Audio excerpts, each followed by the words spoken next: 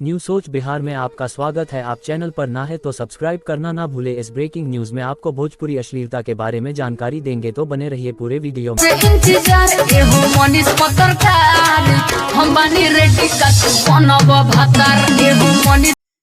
यह गाना आप सुने हैं। यह गाना कुछ दिन पहले पूजा पांडे ने गाई थी कि एहो मनीष पत्रकार का तू मनवा बता। और देखिए पूजा पांडे के बाद ये पूजा सिंह ने फिर क्या गाना। हमार बाठी मोगा पत्रकार लगी को बोना बोनी भातारे सखी मोगा पत्रकार लगी को बोना बोनी भातार। आपने सुना होगा सबसे पहले पूजा पांडे ने मनीष कश्यप के ऊपर गाना गाकर मनीष कश्यप को अपना भतार बना ली। उसके बाद अभी फिलहाल पूजा सिंह ने एक और गाना गाई है जिसे मनीष कश्यप को मौका बता रही है। तो सुनिए आगे एक भाई ने इन दोनों को जवाब देते हुए क्या गाना गाया है।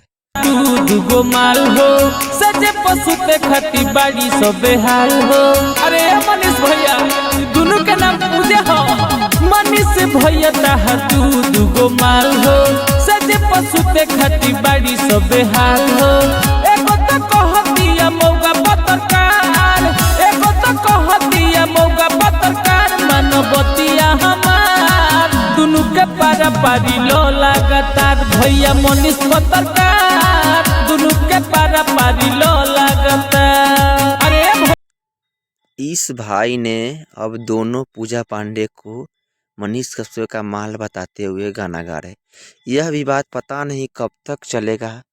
एक पर एक गाना मनीष कश्यप पे गाया जा रहा है जो कि मनीष कश्यप को काफी बदनाम करने की।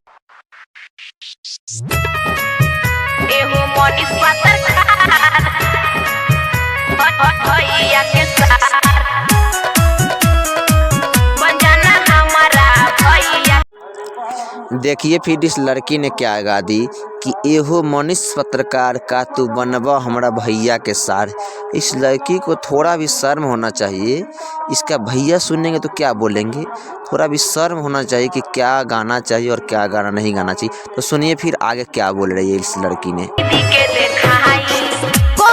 पंडित जी के आजे बोलाई शादी के दिन तहरा दीदी के देखाई। झूठो के करो तारा टाइम बेकार, झूठो के करो तारा टाइम बेकार। एहो मनीष पत्रकार बन जाना हमारा भैया के सार। एहो मनीष पत्रकार बन जाना हमारा भैया के सार।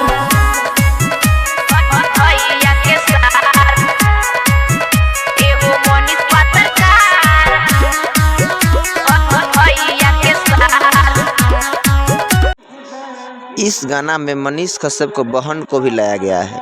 पता नहीं आजकल ये लोग फेमस होने के लिए क्या क्या गाना गा रहे हैं, पर ऐसा नहीं होना चाहिए। एक पत्रकार नामी गामी पत्रकार को बदनाम करने के लिए ये सब किया जा रहा है।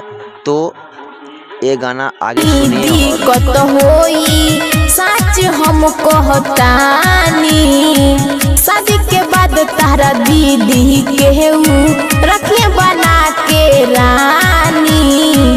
कट बटाई पूरा यूपी बिहार, कट बटाई पूरा यूपी बिहार। एहो मनीष पत्रकार बन जाना हमारा भैया के सार। एहो मनीष पत्रकार बन जाना हमारा भैया के सार।